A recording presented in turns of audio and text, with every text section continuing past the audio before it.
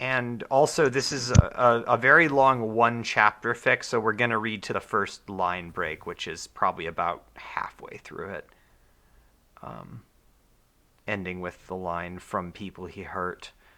Okay, who Bless you. wants to narrate this one? I cannot do any accents, period, so I You can do narrate. not have to do an accent. You can just read it if you want. That's very true.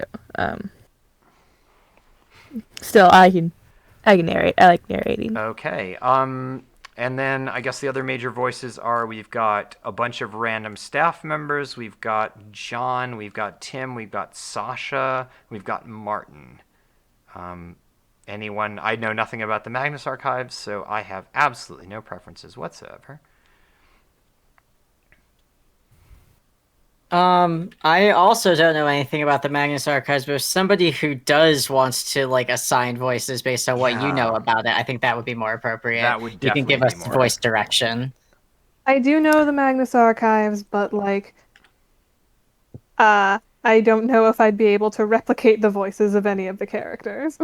Can you That's give a us mood, to be general honest. vibe for them? Because I have never even heard a single minute of it. So John is very proper. He's like very, very like stuck-up academic type. Okay. Martin is a soft tea boy. Soft tea boy. Okay. Tim is sort of like a player type, Okay. Extrovert. and Sasha is Okay. Did you the say only female voice. you said Tim is a player type? Yeah. I will do him using my Toguro voice. Oh my god. Oh my god. I'll do Martin because I heard soft T boy. and I Yeah, think I can pull off. there you go. Who wants to do? Janai, Yeah, just make how him does your sound neck cool. support your brain when it's so huge like that? Years of practice, years of training. Exactly. Make Martin sound Anyway. kind of scared and nervous, and you'll get him down pat. Okay. Who wants to be John? We need a proper gentleman. Wants to be the nerd, the main character. I will. Okay. And I think we Anna. need a Sasha. Anna, do you want to do Sasha? Yeah, I can do Sasha. All right, cool. I think we've got them all then. Oh, and random employees. The people that haven't That- been assigned voices, just pick them. I will steal all the random voices. You got Sorry, it. It's my job now. All right, cool. Take it away, narrator. All right. John never fared well at parties. Well, at most social gatherings now that he thinks about it. He always has trouble communicating with other people. Whether it be through eye contact, small talk, keeping conversations going, or staying engaged. None of the universal rules of good communication with others came naturally to him, even when it would come naturally to others. It never bothered John too much. He was content to bury himself in his work, the quiet of his flat, or a library, or the archives, to be his only background noise. The atmosphere with the lights dimmed and the muted colors of his surroundings were all a comfort to him. If someone wanted to spend time with him, idle banter would be on the table. It was more than enough to simply share the quiet with someone else.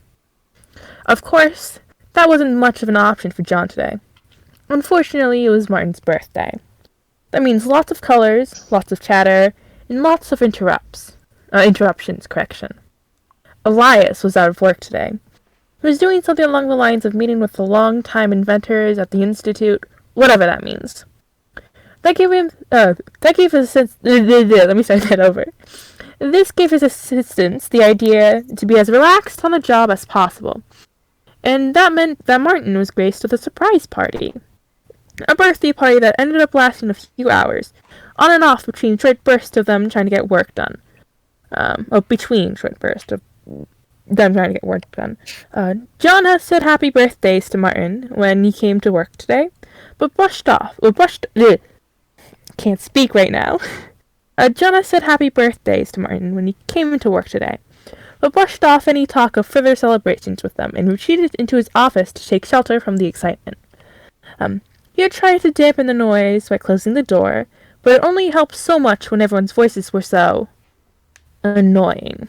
That wasn't any way he could put it without being impolite and unprofessional. so he didn't say anything at all. John decided he would just grin and bear it for the time being. The thing was, anything and everything was putting him on edge today. He was irritable with no reason behind it. The sunlight was too bright on his eyes when he took the tube to work, and he had to cover the desk lamp with his handkerchief in an attempt to dim the bulb. He was fidgeting more than normal, and he had to get up and move. Sitting in his chair while reading statements was extremely painful, and he had no idea why. But it's not like this hasn't happened before. He had some solutions, but today it seems like nothing he tried to do was helping. He was pacing circles around his desk at a certain point, and started running his hands through his hair, getting short bursts of satisfaction from feeling the texture, until he saw the strands of hair he was playing with fall off of his head, little by little. His face screwed up in worry. This was a problem, and he needed something. Anything to try and ease his brain from his tension. Caffeine. Caffeine helps, right? He hated to admit it, but the tea that Martin brought him every day did help him with his fidgeting. He reached down to his desk to pick up the mug and... oh. Empty. The mug was from yesterday. Suddenly there was laughter directly outside of his door, and it set him on edge more than before. Martin's voice was normally soft and soothing, but today it made him more irritable than ever. He clenched his fist and tried to ignore it. He moved away from the door, but he could still hear Martin loudly talking with Tim and Sasha about a joke they had made. It made his skin crawl, his scalp itch, and he wanted nothing more than to run away. Normally, his office was his sanctuary, but now it was his prison. The talking continued, and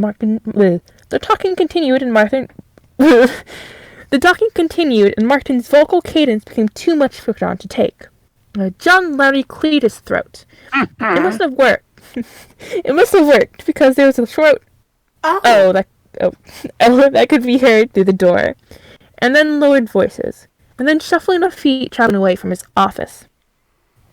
John let out a sigh. He unclenched his fists and made a plan. If it stayed quiet within the next 10 minutes, he would allow himself to take his mug and bring it to the back room for his cup of tea. Probably go to the back room too, or bathroom too. He's been holding it in since this morning.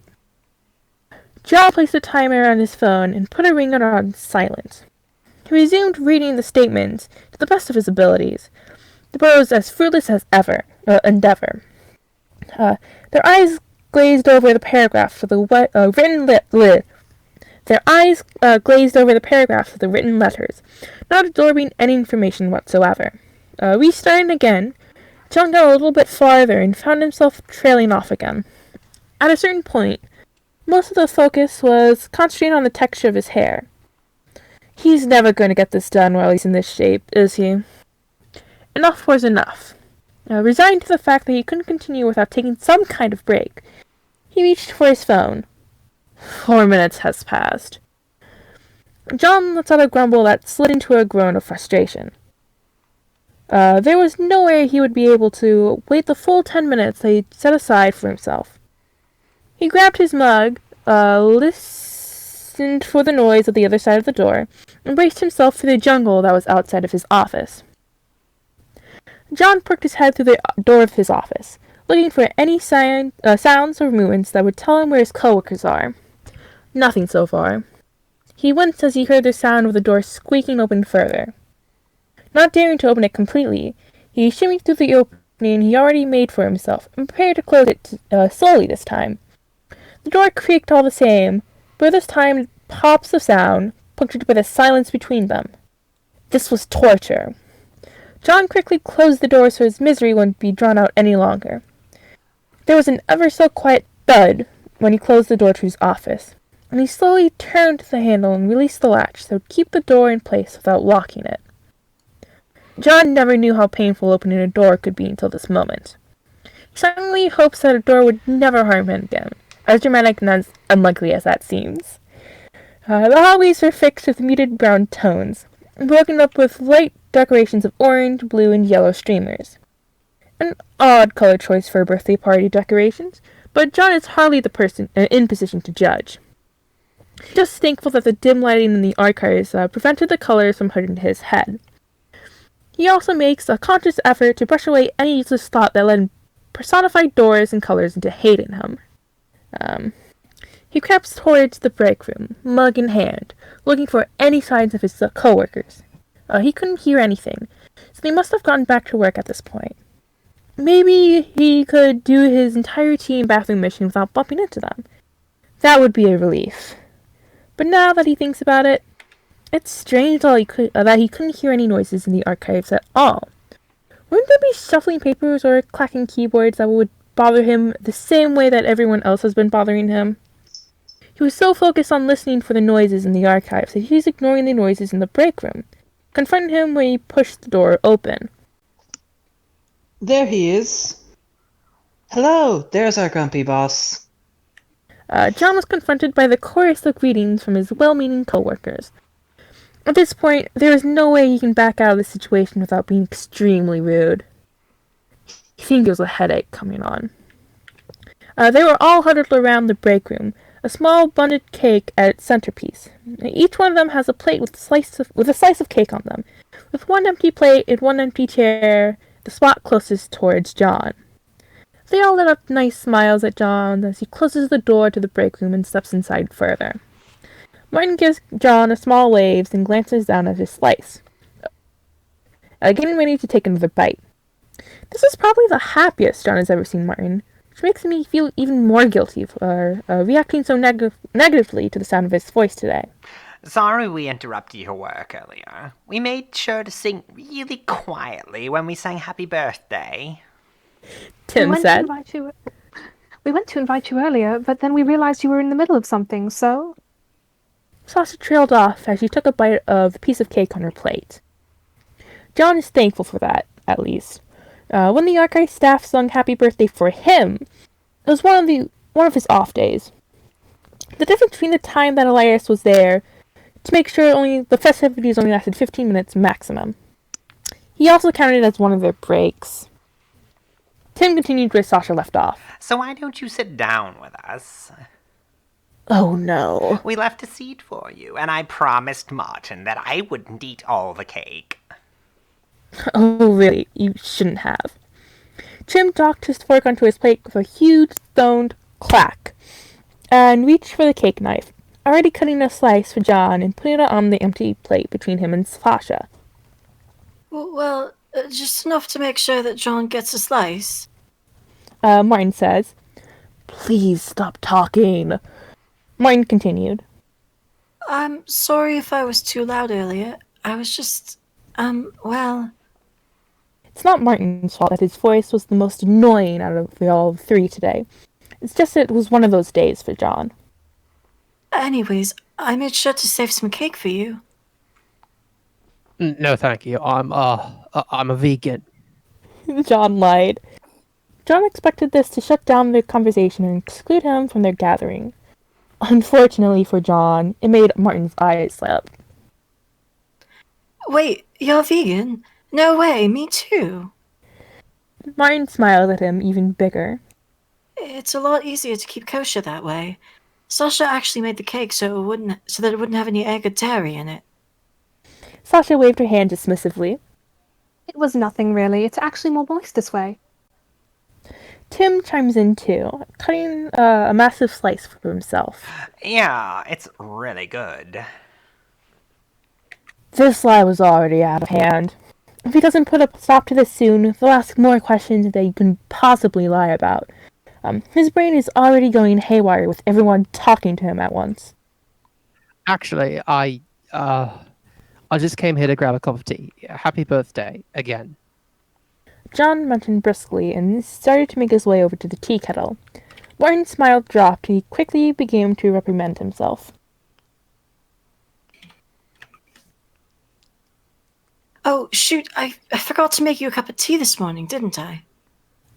John hadn't even realized it was noon. Glancing at the microwave clock, he saw that the time read 4:13 p.m. John felt a pit in his stomach. He spent so much time fretting over how annoying the sounds around him made him feel like he couldn't focus or let himself work. And speaking of annoying voices... I'm that's- so sorry about that. I must have been so preoccupied with the party it slipped my mind. Try to be polite, John. Remember, it's not his fault. Let me make up for that. Martin moved his chair back, the legs scraping against the tile floor so harshly that it made John flinch. It was subtle, but both Sasha and Tim's facial expressions shifted slightly when they saw him react. Tim was quick to react. When Martin was starting to get up, Tim turned to Martin and lightly tugged on his sweater sleeve. Martin, don't worry about it. It's your birthday after all. John is an adult. He can make his own tea. John still has a playful tone to his voice, but it had dropped slightly. John ever so wishes that Martin would shut up and listen to Tim. But instead, Martin laughed and fully got up from his chair. Well, that doesn't have anything to do with it. At this point, it's tradition. And I wouldn't want to break tradition just because it's my birthday. At this point, John didn't have the energy to say any stern words to get him to stop. He didn't really even have enough energy to keep himself composed. Instead, he reflexively pressed his ears shut as Martin kept talking. He was avoiding eye contact with his coworkers, but he knew how exposed this bush made him in front of them all. All eyes were on John, and the tension in the air became clear to everyone. Martin started fiddling with his hands as he took a slight step backwards. John, is everything okay? John could lie and say everything is fine and to ignore him. But knowing Martin, this would just encourage him to try and hope more. The truth might help them all know that he just needs everyone to be quiet until the end of the day, because every word spoken feels like needles being jabbed into his ears and brain. No, Martin, everything is not okay. Well, is there anything I can do to help? John paused for a second, taking his fingers away from his ears. Yes, but Is there a polite way to say that the sound of your coworker's voice is the centerpiece of John's overwhelming day of auditory suffering? But... Martin's voice made him wince even more, and it's hard to hide it from the person barely 2 meters away from him. He might as well say it. your voice is extremely annoying. It's painful for me to hear. The room went completely silent. A noise was caught in Martin's throat, imitated by his short and barely audible stammers. John was aware of how badly he messed up. He needs to fix this, quickly. Before he could think of anything, Sasha broke the silence. John, what the hell? John began clenching and unclenching his hands. Well, that's not exactly what I meant. Oh yeah, John. And what exactly did you mean? Tim raised his voice at John, making his head hot with a mix of shame, frustration, self-loathing, and a headache that has been building this entire day. Tim was always very supportive of Martin, and that meant defending him when his boss insults Martin to his face. I meant to say, well, Boy, did John wish that he was better at articulating his emotions. His mouth became dry, but still, he pushed onwards. I meant to say that everything today has been awful, and Martin's voice has had an effect on me that makes me, it makes me want to grind my teeth. Sasha let out a sharp huff. Out of the corner of his eye, John sees Tim start to get up out of his chair. Panicking, John continued his exposition, trying to diffuse the situation the best way he can. So I've been holed up in my office, avoiding bright lights and sharp noises, but I need some tea, so I came in here. I heard you all, and I heard Martin, and it felt like being stabbed through my ear directly into my brain with sewing needles. My voice is really that bad, huh? Martin says softly. He takes a small step backwards. Tim is there with him now, staying side by side with him. John, that's enough. You've done enough damage already. John knows this. He felt awful for it too. But everything he did to try and explain things and make it better only made it worse. You try to remember what the other people do to keep conversations positive and let others know that you're listening, that you care.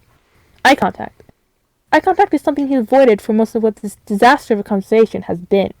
Starting now, John would maintain eye contact. For the first time since John started making excuses to not be with them, he saw them. He saw Tim's furrowed brow and his resentful eyes. He saw Tim's hand on Martin's back, safeguarding him from John's hurtful words. He saw Sasha's face screwed up and facing the floor, avoiding eye contact herself. Most of all, he saw Martin. Martin looked away as soon as their eyes met. Holding his forearms close to his chest, he leaned into Tim. There was no way that John could fix this, is there? I need to, Every muscle in his body screamed for John to run away from this mess he created. Run away and hide. John staggers backwards, turning quickly and pushing his way through the door that he entered through. He didn't even care about knocking his shoulder against the door frame before rushing into the hallway. He needed to be anywhere but here, and far, far away from the people he's hurt. Alrighty, and that's about a halfway point, so I think we'll stop there. That was quite good, actually. Let me It was very good. leave a comment on it. Let's finish it. Homestuck number. Homestuck Homestuck number. It's all the subtle references, and I went, haha, I know that. Homestuck. Homestuck All right. number.